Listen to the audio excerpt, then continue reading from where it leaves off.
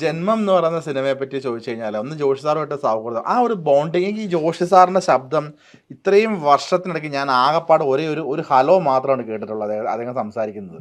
അത് സംസാരിക്കുന്നത് അതായത് അതും റെയറായിട്ട് ആരോ റെക്കോർഡ് ചെയ്ത ശബ്ദം കേട്ടോ, നേരിട്ട് ഇതിൽ കേട്ടിട്ട് പോലും സാർ അങ്ങനെ സ്റ്റേജിൽ കയറാറില്ല, സംസാരിക്കാൻ വെറും കാര്യങ്ങൾ എന്തെങ്കിലും സമ്മാനം കൊടുക്കാനോ ഒരു വാക്ക് മിണ്ടാറില്ല. അദ്ദേഹമായിട്ടൊരു സൗഹൃദം എങ്ങനെ ഒരുപാട് സിനിമകൾ ചെയ്തിട്ടുണ്ട്. അദ്ദേഹത്തിൻ്റെ അടുത്ത് സൗഹൃദം എന്ന് പറഞ്ഞാൽ അങ്ങനെ അദ്ദേഹത്തിൻ്റെ അടുത്ത് നമുക്ക് സാറിൻ്റെ അടുത്ത് നമുക്ക് എന്ത് പറയാം, സന്ദർഭവും സമയം നോക്കിയിട്ട് സാറിൻ്റെ അടുത്ത് എന്ത് സംസാരിക്കാം. സാറ് ഭയങ്കര തിരക്കിലിരിക്കണം, സ്ക്രീൻ വായിച്ചുകൊണ്ടിരിക്കണം, ആരെങ്കിലും നമുക്ക് ചെന്നിട്ട് പറഞ്ഞു കഴിഞ്ഞാൽ ചീത്ത പറയും സാറ്. അല്ലെങ്കിൽ നമുക്ക് എന്ത് വേണമെങ്കിലും സാർ ഇങ്ങനെ പ്രശ്നമുണ്ട് അല്ലെങ്കിൽ ഇതാണ്, ശരി ശരി അത് മാറ്റിക്കോളൂ നോക്കിക്കോളൂ പറഞ്ഞു തരും. അതല്ലെങ്കിൽ ഒരു ലൊക്കേഷൻ്റെ ഹയർ സാർ നമ്മൾ പേഴ്സണലായിട്ട് പറയുകയാണ്, സാറ് ഭയങ്കര കൂടുതലാണെന്ന് തോന്നുന്നു, അതിൻ്റെ കുറവുള്ളത് പിടിച്ചോളൂ. പുള്ളി കാര്യങ്ങളൊക്കെ കറക്റ്റാണ്. പുള്ളി ഭയങ്കരമായിട്ട് അഭിനയിച്ചുകൊണ്ടിരിക്കുന്നവരെ പ്രോത്സാഹിപ്പിച്ച് ആസ്വദിക്കുന്ന ഒരാളാണ്. ആക്ഷൻ ചെയ്യുമ്പോൾ ആക്ട് ചെയ്യുമ്പോൾ ആ ക്യാരക്ടർ പുള്ളി ശ്രദ്ധിക്കും ഭയങ്കരമായിട്ട്. പുള്ളി അതിൽ ഇൻവോൾവ് ആവാറുണ്ട് ഭയങ്കരമായിട്ട്. നല്ലത് ചെയ്ത ജൂനിയർ ആർട്ടിസ്റ്റ് ആയാലും പുള്ളി ഭയങ്കരമായിട്ട് അപ്രീഷിയേറ്റ് ചെയ്യും. സാർ കാണിച്ചു കൊടുക്കും, അതേ പറയുള്ളൂ, പറഞ്ഞു കൊടുക്കും. കാണിക്കുന്നത് അറിയാം സാറിന് ഇത് കറക്റ്റാണോ ഇല്ലയോ എന്നുള്ളത്. ജഡ്ജ്മെൻറ്റ് ഭയങ്കര എഡിറ്റഡാണ് മനസ്സ്. ഈ റീൽ ഇത്രയിൽ, ഈ റീൽ ഇത്ര, ഈ സീൻ ആ റീലിൽ കംപ്ലീറ്റ് എഡിറ്റഡാണ്. അതുകൊണ്ട് സാറ് ഇങ്ങനെ ഈ പരിപാടിയൊന്നുമില്ല, മാർക്ക് ചെയ്യുന്നവരുടെ നോക്കുന്നില്ല. ഒരു ഒറ്റ പ്രാവശ്യത്തേക്ക് വായിക്കും കൊടുക്കും, എന്നിട്ട് സാറ് പറയും. സാറിന് ഭയങ്കര ജഡ്ജ്മെൻറ്റാണ്. സാറ് ലൊക്കേഷനിൽ വന്നിട്ടാണ് എവിടെ ചെയ്യലെന്ന് ആലോചിച്ച് നേരത്തെ കൂട്ടി വരുന്ന പരിപാടിയൊന്നുമില്ല. അവിടെ വന്നിട്ട് തോന്നുന്ന ആ ഇതിലാണ് ആംഗിളൊക്കെ വെക്കുന്നത് പുള്ളി. അങ്ങനെയാണല്ലേ, എത്ര പടം ചെയ്തല്ലേ. അതല്ല പറയാം, അന്നും ഇന്നും നമ്പർ 1 ഉള്ള രീതിയിൽ എപ്പോഴും ചെറുപ്പക്കാരുടെ കൂടെ പുള്ളി പിടിച്ചു നിൽക്കുന്നു. പുള്ളി ഷോട്ട് ഫൈറ്റൊക്കെ വരുമ്പോൾ പുള്ളി എനർജറ്റിക് ഇറങ്ങി പുള്ളി ഇറങ്ങും. തീപ്പന്തൊക്കെ എറിയുകയാണെങ്കിൽ അങ്ങനെ അല്ലടാ എറിയേണ്ടത്, പുള്ളി കാണിച്ചു കൊടുക്കും. ഭയങ്കര എനർജറ്റിക്കാണ്. തിരുമ ഭയങ്കര ഡെഡിക്കേറ്റഡാണ് പുള്ളിക്ക്. അതാ ഞാൻ പറഞ്ഞു, ജൂനിയർ ആർട്ടിസ്റ്റ് ചെയ്താലും അപ്രീഷിയേറ്റ് ചെയ്യും. പുള്ളി തന്നെ പറയും ചിലപ്പോൾ അവന് കുറച്ച് പൈസ കൂടെ വാങ്ങിച്ചു കൊടുത്തേക്കാൻ. അങ്ങനെയൊക്കെ പറയാം. അത് എൻ്റെ അക്കൗണ്ടിൽ നിന്ന് കൊടുത്താൽ മതി, പ്രൊഡ്യൂസറിന് കൊടുക്കണ്ട, അത് കൊടുക്കുക. ഗംഭീരമായിട്ട് ചെയ്യുന്നുണ്ട്. ഫൈറ്റ് മാസ്റ്റർമാർ ചെയ്യേണ്ടത് ചിലപ്പോൾ വണ്ടി ഓടിച്ച് നിർത്തണതൊക്കെ ചിലപ്പോൾ ആ ഡ്രൈവർ തന്നെ ചെയ്തിട്ടുണ്ട്, വണ്ടി കൊണ്ടുവന്ന്. പുള്ളിക്ക് ഭയങ്കര അപ്രീഷിയേറ്റ് ചെയ്യും. നല്ലത് കണ്ടാൽ അത് മടിക്കാത്ത വ്യക്തിയാണ് ജോഷി സാർ. അത് കണ്ടാൽ ഗംഭീരമായിട്ടെന്ന് പറയും.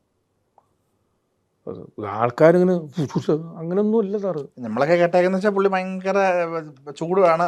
സാറിൻ്റെ ആ ശരീരമൊക്കെ വെച്ചിട്ട് കണ്ടിട്ട് സാറ് അങ്ങനെ ചൂടാണ്, ആവശ്യത്തിന് ചൂടാണ്. സാറിന് വേണ്ട സാധനം കിട്ടിയില്ലെങ്കിൽ സാറ് ചൂടാവും. സാറ് നേരത്തെ അപ്പോഴല്ല വന്ന് പറയുന്നത്, 3 ദിവസം മുമ്പേ പറഞ്ഞിട്ടുണ്ടാവും, എനിക്കത് വേണം, ആ വണ്ടി ആയിരിക്കണം, ഇത്ര ആൾക്കാർ വേണം, പോലീസുകാർ നല്ല പോലീസുകാരായിരിക്കണം, കണ്ട വഴി കൂടെ ഇറക്കാൻ അപ്പളെ കൊണ്ടുവരുന്നത്, ഇതൊക്കെ നേരത്തെ നമ്മളെ വിളിച്ച് പറയും. എന്നിട്ട് അത് ചെയ്തില്ലെങ്കിൽ സ്വഭാവമാണ്. അങ്ങനെ എപ്പോഴെങ്കിലും ഒരു ഇൻസിഡന്റ് സാർ ദേഷ്യപ്പെടുന്നത് സാക്ഷിയായിട്ടുണ്ട്? ഉണ്ട്, ഇഷ്ടംമാതിരി ദേഷ്യപ്പെടുന്നത് ഞാൻ കണ്ടിട്ടുണ്ട്. അത് നമ്മളോടുള്ള ദേഷ്യമല്ല സാറ്, അത് ആ സമയത്ത് നടക്കാതെയും ഈ കുട്ടികളുടെ ജൂനിയർ ആർട്ടിസ്റ്റുകൾ ചിലപ്പന്മാർ കുഴപ്പുമ്പോഴൊക്കെ അവനെ പിടിച്ച് മാറ്റി വേറെ ആരെയും വയ്ക്കുന്നൊക്കെ പറഞ്ഞു. സാറിന് പെർഫെക്ഷൻ കിട്ടണം.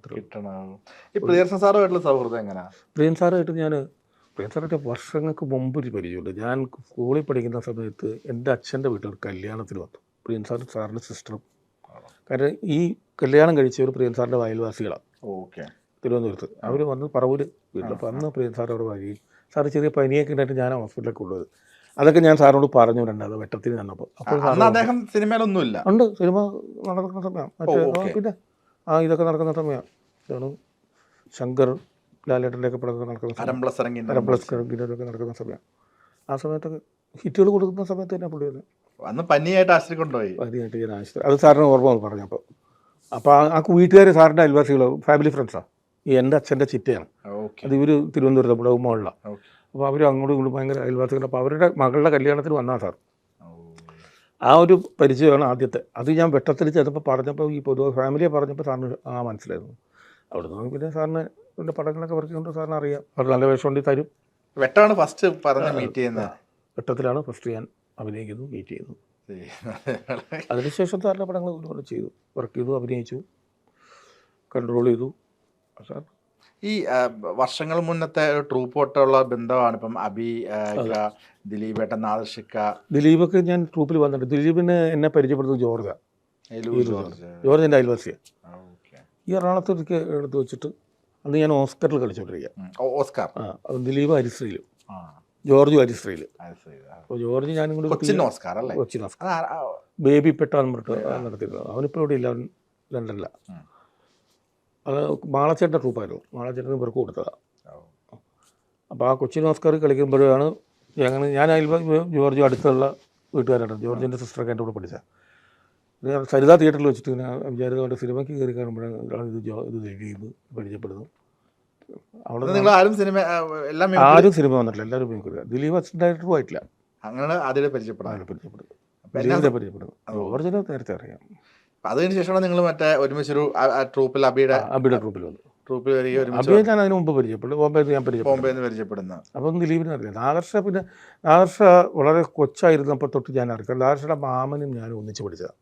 അപ്പോൾ ഞാൻ വീട്ടിലൊക്കെ പോകുമ്പോൾ ഇവനന്ന് ചെറുപ്പമാണ്, പയ്യനാണ്. ഇവിടെ സൈക്കിളിൻ്റെ ഫ്രണ്ടിലൊക്കെ ഇരുത്തി കൊണ്ടുപോയിട്ടുണ്ട്. ആണല്ലേ? അപ്പോൾ ഈ പൈപ്പിൻ്റെ ചോട്ടിൽ വെള്ളം തെറ്റിച്ച് കളിക്കുമ്പോൾ വീട്ടിലേക്ക് ഓടിച്ചിട്ടുണ്ട് ഞാൻ. ഈ പൈപ്പ് തുറന്നിട്ട് വെള്ളം ഇങ്ങനെ പിള്ളേർ. അന്ന് ദാസ പാട്ടിലേക്ക് കയറിയിട്ടുണ്ടെന്ന് തോന്നുന്നില്ല. അതിനുശേഷം ഞാൻ ബോംബെ പോയി ദാസയൊക്കെ വളർന്നു, അറിയില്ല, പരിചയമില്ലാതെ. ഷൺമോഹൻ ദാസ് ബോംബെയിൽ ദാസ ഒരു പരിപാടി വന്നിട്ട് അവിടെ വെച്ചിട്ട് രണ്ടാമത് ഞാൻ ദാസയെ പരിചയപ്പെട്ടത്. ദാസ എന്നോട് ചോദിക്കാം, ഏലൂരിൽ എൻ്റെ മാമയെ അറിയില്ല. ഞാൻ പറഞ്ഞു, ഓ നീ സലീം എന്നാണ് അവൻ്റെ പേര്, സലീമിൻ്റെ പരിപാടിയാണല്ലോ. അങ്ങനെ രണ്ടാമത് പരിചയപ്പെടുക ചെയ്തവള്. പണ്ട് കൊച്ചിലെ കണ്ടതല്ലേ. കൊച്ചിലെ കണ്ടത്. ആ സൗഹൃദങ്ങൾക്ക് ഇപ്പോഴും അതുപോലെ തന്നെ മെയിൻറ്റെയിൻ. നാൻഷ കിട്ടുന്നു. നാൻഷ പറഞ്ഞു, നാൻഷയുടെ 14 വോളിയം ഓഡിയോ കാസറ്റിലും എന്നെ വർക്ക് ചെയ്യിച്ചിട്ടുണ്ട്. ബാവയില് കൊമ്പത്ത്. ബാവയില് കൊമ്പത്തിൽ എല്ലാത്തിലും ഓഡിയോ കാസറ്റിലും അതുപോലെ വിഷ്വൽ ചെയ്യുന്ന സ്ഥലത്തുമൊക്കെ നമ്മൾ തന്നെ 2-3 വിഷ്വലിൻ്റെ പ്രൊഡക്ഷൻ ഞാൻ തന്നെയായിരുന്നു. ചേട്ടൻ ഇത്രയും പരിചയങ്ങളും കാര്യങ്ങളൊക്കെ ഉണ്ട്. അപ്പോൾ ചേട്ടനായിട്ട് പ്രൊജക്റ്റുകൾ ഉണ്ടാക്കിയിട്ടുണ്ടോ? അപ്പോൾ ഈസി ആയിട്ട് നമുക്ക് തന്നെ റോളുകൾ ഞാനായിട്ടൊരു പ്രൊഡക്റ്റ് ഉണ്ടാക്കിയത് ഞാൻ പറഞ്ഞ് വിജയകുമാർ സാറിൻ്റെ അടുത്ത് എന്ന് പറഞ്ഞ് അങ്ങനെ ഞാനായിട്ട് കൊണ്ടുവന്നതാണ് റോൾ മോഡൽസ്.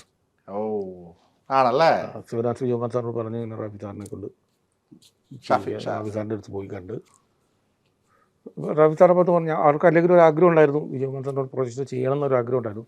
സാറിൻ്റെ അടുത്ത് ഞാനാ പോയി പറയുന്നത്, സാറേ നമുക്ക് ഇങ്ങനെ സംഭവമുണ്ട്, ചെയ്യാം. ഓക്കെ, അങ്ങനെ വന്നാണ് റോൾ മോഡൽസ്. ഇത്രയും വർഷത്തെ കരിയറിൽ ചേട്ടൻ ഈ എന്തെങ്കിലും ഒരു പിണക്കം വന്നു കഴിഞ്ഞാൽ ഈ പിണക്കത്തിനൊക്കെ എത്ര ദിവസത്തെ? ഇപ്പോൾ പ്രൊഡക്ഷൻ കൺട്രോളറാണ്, പലരോടും മുഖം കറുത്ത് സംസാരിക്കേണ്ടി വരും, അറുത്ത് മുറിച്ച് കാര്യങ്ങൾ ഡിസിഷൻ എടുക്കേണ്ടി വരും.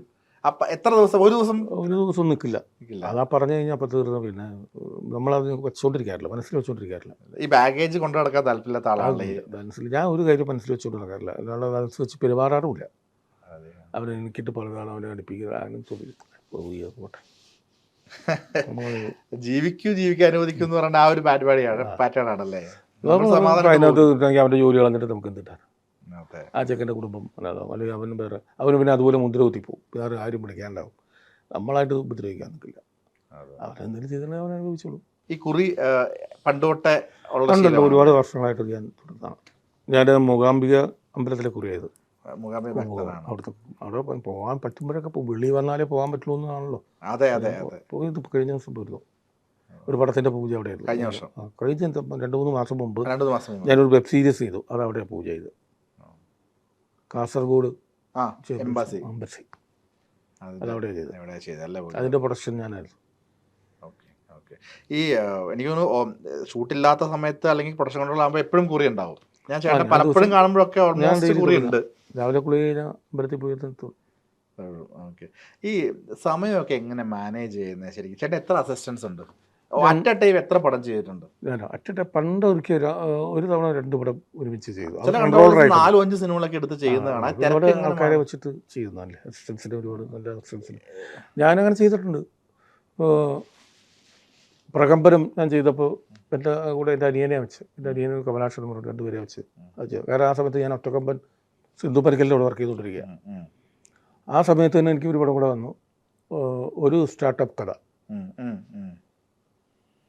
അത് വന്നു. അതുകൂടാതെ ആഘോഷം, ഈ 3 പടം ഒന്നിച്ചാവട്ടെ. ആഘോഷത്തിൽ ഞാൻ പ്രണവിനെ വെച്ചു, ആൻ്റണി ഇടയ്ക്കിടയ്ക്ക് പോവും. ഇതിൽ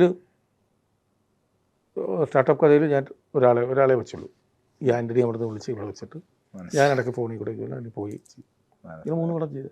തിരക്ക് മാനേജ് ചെയ്യാൻ ചെറിയ പടങ്ങളായതുകൊണ്ട് കുഴപ്പമില്ല.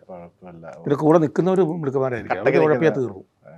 അവർ വലിയ പടങ്ങൾ വരുമ്പോൾ ഉടനെ പിടിക്കത്തുള്ളൂ അല്ലേ ടൈം? വലിയ പടങ്ങൾ അങ്ങനെ പ്രൊഡക്ഷൻ മിക്കവാറും എൻ്റെ ഫോണിൽ മോഹനേട്ടനോ സിദ്ധു പരക്കൽ ആരെങ്കിലും കാണും.